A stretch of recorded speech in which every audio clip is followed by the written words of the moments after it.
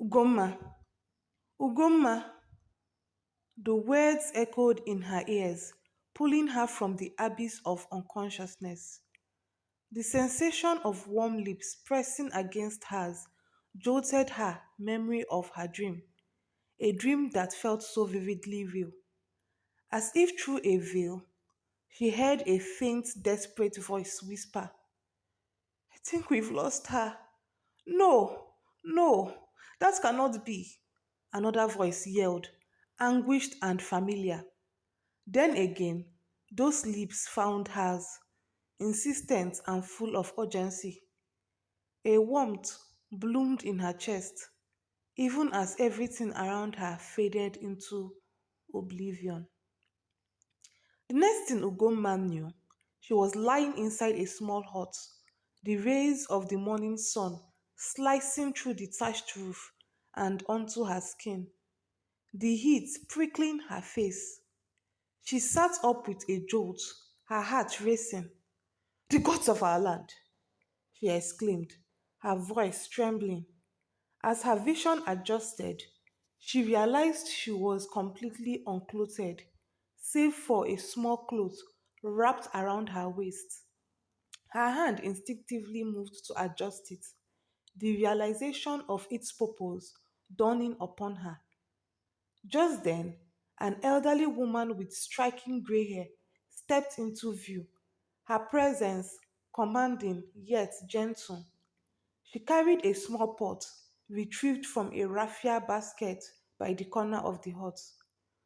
Ah, my daughter, you are finally awake, the woman said, her voice rich with warmth and relief. Where am I? And who are you?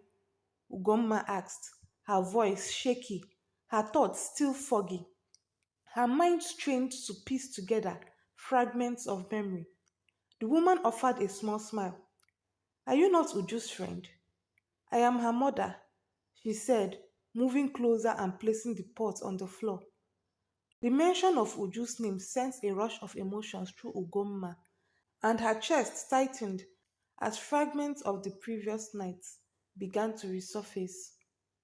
Uju, Ugomma whispered, her brows furrowing in thought. The woman glanced at Ugomma, noting her discomfort. Do you need to change? She asked gently, nodding toward the small cloth Ugomma was wearing. Ugomma shook her head quickly, her cheeks flushing. No, I'm fine. Her voice quivered as she asked, where is Uju? She went to pick some herbs with her brother Ike. Uju's mother replied, her tone calm and reassuring. She'll be back soon. As if on cue, the sound of voices approached the hut, growing louder with each passing second. The light banter between Uju and her brother Ike carried through the air. They are back, Uju's mother said with a smile, glancing toward the doorway. Uju entered the hut first, her steps faltering as her eyes landed on Ugomma. For a fleeting moment, their gazes locked, and an unspoken tension filled the air. Uju's eyes darted downward, lingering briefly on Ugomma's bare shoulders before snapping back up. Ugomma felt her skin heat under the intensity of Uju's glance, her body acutely aware of every exposed inch. I'm glad you are awake, Uju said softly, her voice carrying an edge of relief as she moved closer. She reached out, her hand brushing against Ugomma's forehead with deliberate tenderness. The coolness of her touch sent a shiver coursing through Ugomma's body, and she fought the urge to lean into it. You are running a temperature, Uju murmured, her concern evident as her fingers lingered a moment too long. I'll prepare a bath for you. Ugomma's breath hitched at the suggestion, her heartbeat quickening as Uju's closeness enveloped her senses. The earthy scent of Uju's skin, mingled with faint traces of herbs, filled the air between them. Ugomma swallowed hard, her voice failing her and simply nodded. Ugomma sipped the steaming liquid prepared by Uju's mother, its warmth spreading through her body as she sat cross legged on the floor of the hut. Uju sat close beside her, the flickering light of an oil lamp casting shadows on her face. Despite the stillness of the room, Ugomma's mind raced with questions. This isn't the compound you took me to the first day we met, Ugomma began, breaking the silence. She set the calabash down and turned to Uju. Do you people have another home? Uju's lips curved into a nervous smile, her fingers fidgeting with the edge of her clothes. This is our only home, she replied softly, her eyes not meeting Ugomma's. And your hair, Ugomma said, narrowing her eyes as she studied Uju. It's black now, like mine. And your eyes, they are no longer blue. I don't understand. Uju's demeanor shifted as she reached out, placing her hand gently over Ugomma's. Her touch was firm yet calming. You need to rest, Uju said, her tone soothing but dismissive.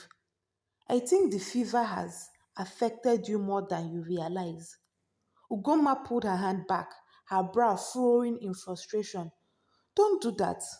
Don't dismiss me, she said, her voice tinged with irritation. How did you know? How did you know I was going to jump into the river? Do you do you see what is yet to come? Uju stiffened, her expression guarded as she met Ugomma's gaze. I don't know what you are talking about, she said evenly. Stop lying, Uju. Ugomma's voice rose, her frustration boiling over. You warned me about the river after making my hair. You said, stay away from the river. How could you have known? She reached up, her fingers brushing against her hair. And my hair? You loosened it after pulling me out of the river, didn't you? I didn't make your hair, Ugomma, Uju said, her voice steady but her eyes betraying a flicker of unease. I don't even know how to plait hair. I don't know about the river either. I saw you in the market a few days ago, and I recognized you when I saw you in the river. I just I just decided to help.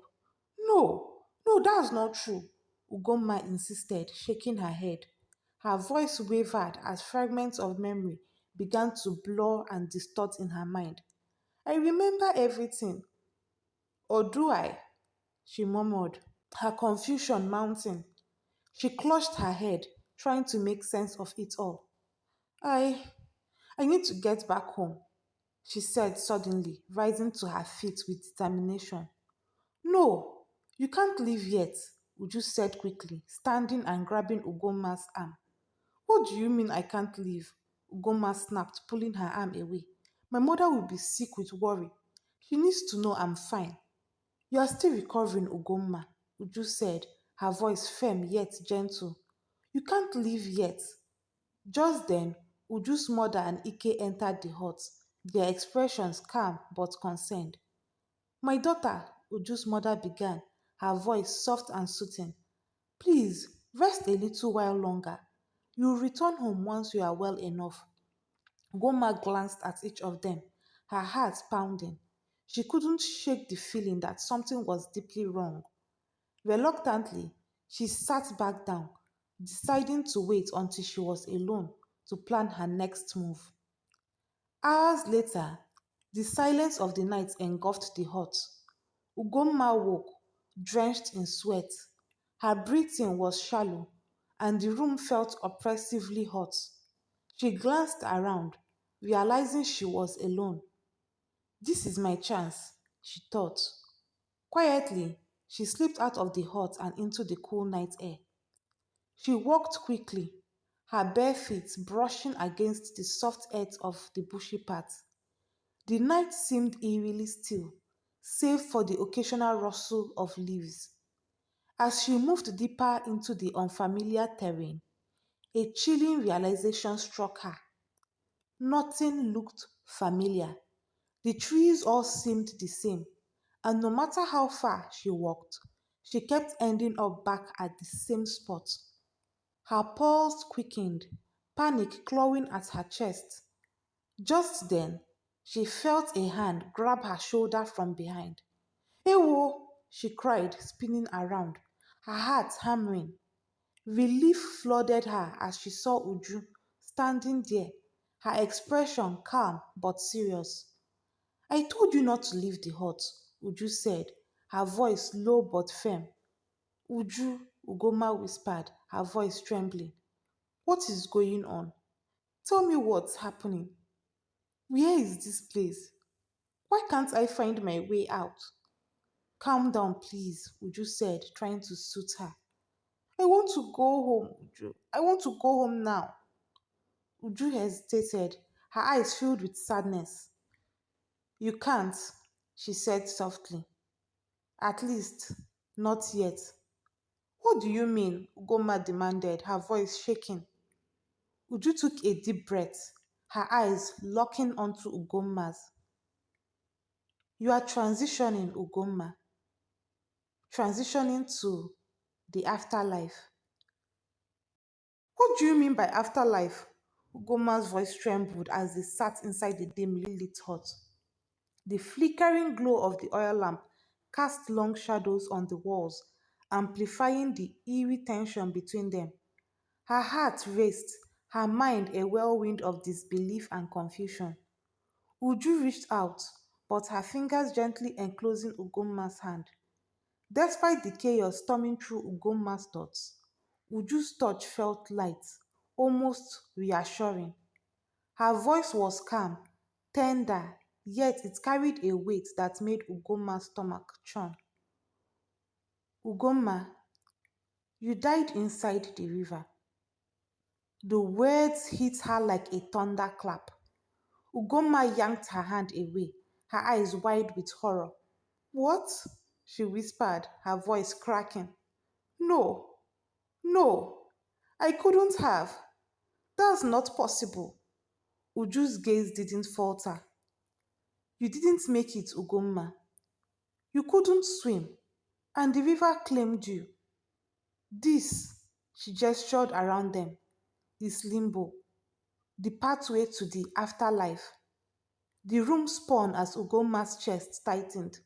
No, my mother. She has no one else but me, she cried, tears spilling down her cheeks. She needs me, Uju. She can't survive without me. Uju moved closer, her presence steady and grounding. She cupped Ugomma's trembling hands between her own. Stop crying, Ugomma, please, she said softly, her eyes filled with an emotion Ugomma couldn't place. Was it sadness, compassion, something more? But Ugomma couldn't stop. Her sobs came harder, shaking her entire body as the weight of Uju's words pressed down on her. Uju let out a deep sigh, her fingers brushing against Ugomma's wrists. There is a way out of here, she said at last, her tone measured. Ugomma's tear-streaked face snapped up, a faint glimmer of hope flickering in her eyes. There is? She asked, her voice small. Yes, Uju replied, but her expression was cautious, her tone heavy with unspoken warnings. It's not easy, Ugomma. It's a very difficult process. Ugomma leaned forward, clutching Uju's hands like a lifeline. I'll do anything, Uju. Please, just tell me what I have to do. Uju nodded slowly, her gaze steady.